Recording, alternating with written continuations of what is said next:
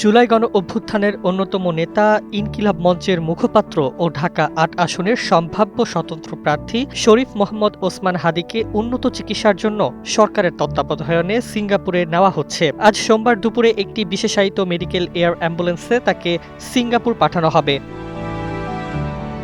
১৪ December রোববার প্রধান উপদেষ্টা অধ্যাপক ড মোহাম্মদ ইউনূসের নির্দেশে এই সিদ্ধান্ত নেওয়া হয়। এ বিষয়ে সংস্কৃতি উপদেষ্টা মোস্তফা সরোয়ার ফারুকী, প্রধান উপদেষ্টার স্বাস্থ্য মন্ত্রণালয় বিষয়ক বিশেষ সহকারী অধ্যাপক ড মোহাম্মদ সায়েদুর রহমান, এভারকেয়ার হাসপাতালের আইসিইউ কনসালটেন্ট ড মোহাম্মদ জাফর ইকবাল এবং ওসমান হাদির ভাই ওমর বিন হাদির মধ্যে একটি জরুরি কল কনফারেন্স অনুষ্ঠিত হয়।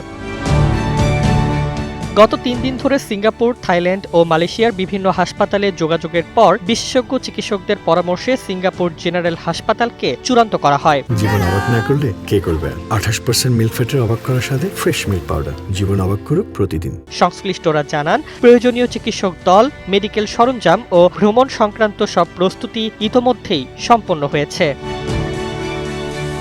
স্বাস্থ্য মন্ত্রণালয়ের বিশেষ সহকারী অধ্যাপক ড মোহাম্মদ সায়েদুর রহমান জানান, বর্তমানে ওসমান হাদির শারীরিক অবস্থা স্থিতিশীল থাকলেও অপরিবর্তিত এবং অত্যন্ত আশঙ্কাজনক। মেডিকেল বোর্ডের সদস্য, ঢাকা মেডিকেল কলেজের নিউরোসার্জারি বিভাগের ডাক্তার আব্দুল আহাদ বলেন, সর্বশেষ সিটি স্ক্যানে মস্তিষ্কে তীব্র অক্সিজেন স্বল্পতা, একাধিক স্থানে রক্ত জমাট এবং ব্রেইন স্টেমে গুরুতর আঘাতের চিত্র পাওয়া গেছে।